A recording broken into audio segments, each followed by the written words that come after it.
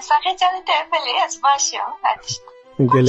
geleki başı. Ve demi beriya ku ez derbasi pirse xwe bimez xwazim pişekî mêvana xwe bo ev bidim nasîn guhdarê nêje guhdarên podcastengê pirtûkan. Mamoste Rojda Yaşik de 1991 de li bajarê İdrî Bakurê Kurdistanê hatiye dinê û li wir xwendina xwe seretayî kiriye û pişta li Stenbolê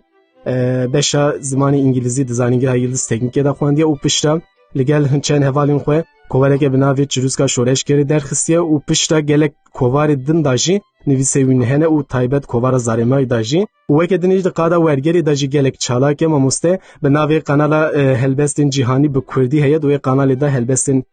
cîhanî navdar bi Kurdî werdigerîne û têda parvetke û bi saya wê em jî cîhana xwe ya Kurdî bi cîhana em bêjin nivîskarên cîhanî berfirehtir û dewlementtir dikin û lê mamoste Rojda Yaşik jî weke rewşenbîriya Kurdî weke qedera me em bibêjin ew jî niha li Avrupayê li Berlînê de jî mixabin